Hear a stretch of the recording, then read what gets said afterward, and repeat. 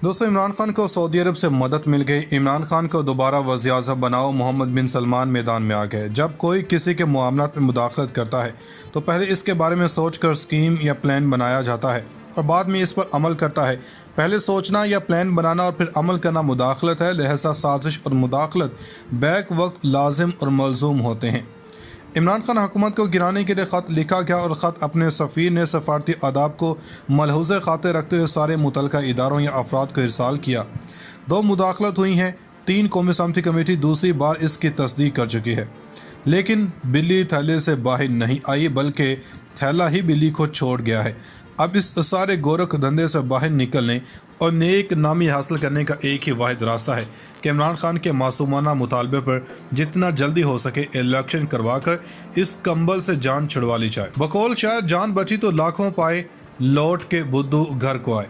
माजी करीब की बात है, सितंबर 2019 को मेरी ज़ाती तौर पर chief of army staff general Qamar Javed Bajwa से अमेरिका जाते हुए लंदन लूटन के एक तुर्किश रेस्टोरेंट में अचानक मुलाकात हुई। वो अमेरिका जाते हुए लंदन में रुके थे। मैंने मौका की मुनासबत से इनसे चंद अपनी गुजारिशात तहरीरी तौर पर भी और फिर जुबानी भी नफ्सो नफीस इनके गोशे गुजार की थी। मैंने मुतबना गुजारिश की थी कि जिन लोगों पर करप्शन के केसेस हैं, चीफ साहब अगर वो कसूरवार हैं तो इनको मंतकी अंजाम तक पहुंचाने में कौमी किरदार अदा करें। मैंने ये भी अर्ज़ किया था कि मैं खुद एक फ़ौजी का बेटा हूँ। हम जैसे पढ़े लिखे आम मुहिब वतन पाकिस्तानी मुल्क छोड़ने पर इसलिए मजबूर हुए हैं कि हमारे मुल्क के वसाइल को तबाह किया गया है, बेदर्दी से लूटा गया है और आम आदमी के लिए रोज़गार और इंसाफ नहीं। आज हम बैरून मुल्क में रह कर मुल्क की खिदमत करते हैं। हमारे दिल मुल्क की बेहतरी के लिए तड़पते हैं। हम चाहते हैं कि मुमलिकत खुदादाद पाकिस्तान तरक्की करे और हमारी आइंदा नस्लें इसी तरह जलील ना हों। मैंने कहा था कि बाजवा साहब, आप इस्तकामत दिखाना, आपको मेरी उम्र लग जाए। ये जुमला जब बेगम बाजवा साहिबा ने सुना तो इन्होंने मुझे मना किया था कि ऐसा ना कहें। मैंने अपने एक सहाफ़ी दोस्त इसरार खान जो लूटन एशियन पोस्ट के एडिटर हैं, इनका भी तारुफ करवाया था कि इन्होंने भी डिग्री की हुई है, लेकिन हम अपने मुल्क से बाहर मेहनत मजदूरी करते हैं। हमें तो अपने मुल्क में होना चाहिए ताकि हम अपने मुल्क की खिदमत कर सके। हमारा मुल्क इशराफिया के सुपुर्द है जो हमारे ही वसाइल लूट मार करके नस्ल दर नस्ल अमीर तर हो रहे हैं। चीफ साहब ने वादा किया था कि इंशाअल्लाह पाकिस्तान के लिए बेहतर होगा, आप फिक्र ना करें। मैंने ऐसा इसलिए कहा था कि हमारे मुल्क में हमारी अफवाज का सिविल हुकूमत को चलाने में बड़ा किरदार रहा है। सच या गलत ये बात ज़ुबान ज़द-ए-आम है, चूँकि हमारे यहाँ जमहूरियत और जमहूर बराह नाम है और फिर सियासतदान भी नाअकबत अंदेश हैं जो हर दफ़ा चोर दरवाजे से आते हैं और मार खाते हैं। अब जब कि 2022 में हम देखते हैं कि शर्जील मेमन जैसा वजीर सिंध बन गया, ना लंदन में इसके लिए शराब नोशी रुकावट बना, ना साबिक चीफ जस्टिस साकिब निसार इसके हस्पताल में शराब की बोतलें पकड़ते हैं, ना करप्शन केसेस इसके लिए मसला है। क्या सोच रहे होंगे हमारे कोर कमांडर कराची और डीजी रेंजर्स जब इसको अब सल्यूट करेंगे।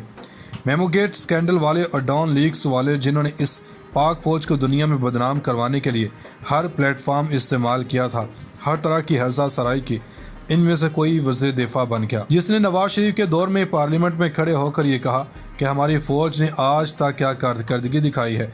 1947 और 1965 में हमारी फ़ौज को शिकस्त हुई। 1971 में इनकी वजह से मुल्क टूटा। 1998 में ये लाशें छोड़कर कारगिल से वापस आ गए थे। अब वही ख्वाजा आसिफ वज़ीर दिफा हैं और इनके सरपरस्त आला शहबाज शरीफ नवाज शरीफ हैं। नवाज शरीफ के बयानात फ़ौज के बारे में क्या रहे हैं, मुझे क्यों निकाला से लेकर भारतीय पार्लियामेंट पर हमले और अजमल कसाब के बारे में क्या कुछ कहते रहे हैं। आज 36 रुकनी काबीना में 24 करप्शन के केसेस हैं, ज़मानत पर रिहा हैं। आज के हुक्मरान बिल्कुल पाक साफ़ हैं, तो फिर इन्हीं इदारों, इन्हीं अदालतों ने इन्हीं कवानीन के तहत इन्हें नाअहल क्यों करार दिया और सज़ाएँ सुनाई। आज 90 लाख से ज़ायद तारकीन वतनों में शदीद गम व गुस्सा इसलिए पाया जाता है कि वो समझते हैं कि नाइंसाफ़ी हुई है और ये ओवरसीज़ पाकिस्तानी पाकिस्तान के बिला मुआवजा सफ़ीर और सिपाही हैं जो हर महाज पर, हर प्लेटफार्म पर पाकिस्तान के अजीम वफादात में हमेशा दिफा करते हैं।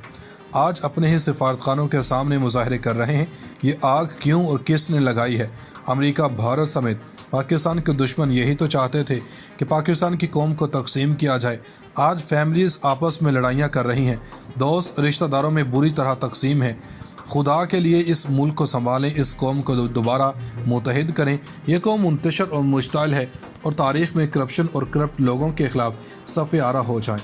آج میرے ملک کے فیصلے لندن میں ہو رہے ہیں اور پھر وزارت خارجہ کے امور امریکہ میں بیٹھے ہوئے حسین حقانی چلا رہے ہیں۔ پھر باقی رہ کیا گیا ہے کہ بحث کرنے کے لیے سازش ہے یا مداخلت۔ پھر اب اس ملک کے آئین اور قانون و دستور کی کتابوں سے غدار کا لفظ حذف کر دیا جائے تو بہتر ہے۔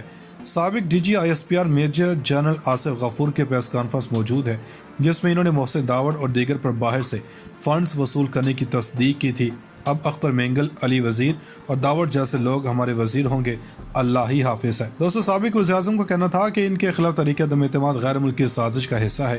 انہوں نے دعویٰ کیا تھا کہ اپوزیشن کی جانب سے ان کے خلاف باضابطہ طور پر تحریک عدم اعتماد دائر کرنے سے ایک دن قبل یعنی کہ 7 مارچ کو صفی سے موصول ہونے والی کیبل اس سازش کا ثبوت ہے۔ یہ مراسلے کا معاملہ پہلی بار عمران خان نے 27 مارچ کو ایک عوامی ریلی میں عوامی سطح پر اٹھایا تھا۔ یاد رہے کہ سابق وزیر اعظم عمران خان نے 27 مارچ کو اسلام آباد کے پریڈ گراؤنڈ میں جلسے سے خطاب کرتے ہوئے اپنی جیب سے ایک خط نکالتے ہوئے کہا تھا کہ ملک میں باہر سے پیسے کی مدد سے حکومت تبدیل کرنے کی کوشش کی جا رہی ہے، ہمیں لکھ کر دھمکی دی گئی ہے۔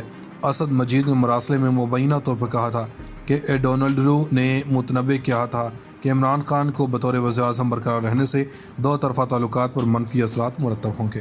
آج فیملیز آپس میں لڑائیاں کر رہی ہیں، دوست رشتہ داروں میں بری طرح تقسیم ہے۔ خدا کے لیے اس ملک کو سنبھالیں، اس قوم کو دوبارہ متحد کریں۔ یہ قوم منتشر اور مشتعل ہے اور تاریخ میں کرپشن اور کرپٹ لوگوں کے خلاف صف آرا ہو جائیں۔ آج میرے ملک کے فیصلے لندن میں ہو رہے ہیں اور پھر وزارت خارجہ کے امور امریکہ میں بیٹھے ہوئے حسین حقانی چلا رہے ہیں۔ پھر باقی رہ کیا گیا ہے کہ بحث کرنے کے لیے سازش ہے یا مداخلت۔ پھر اب اس ملک کے آئین اور قانون و دستور کی کتابوں سے غدار کا لفظ حذف کر دیا جائے تو بہتر ہے۔ سابق D G I S P R major general Asif Ghafoor کے پریس کانفرنس موجود ہے، جس میں انہوں نے محسن داوڑ اور دیگر پر باہر سے فنڈز وصول کرنے کی تصدیق کی تھی۔ اب اختر مینگل، علی وزیر اور داوڑ جیسے لوگ ہمارے وزیر ہوں گے، اللہ ہی حافظ ہے۔ دوستو، سابق وزیر اعظم کا کہنا تھا کہ ان کے خلاف تحریک عدم اعتماد غیر ملکی سازش کا حصہ ہے۔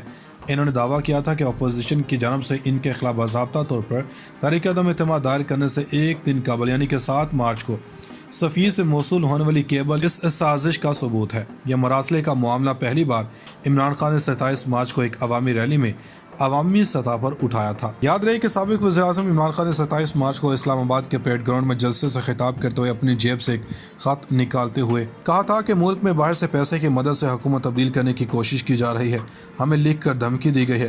اسد مجید نے مراسلے میں مبینہ طور پر کہا تھا کہ ڈونلڈ رو نے متنبع کیا تھا کہ عمران خان کو بطور وزیر اعظم برقرار رہنے سے دو طرفہ تعلقات پر منفی اثرات مرتب ہوں گے۔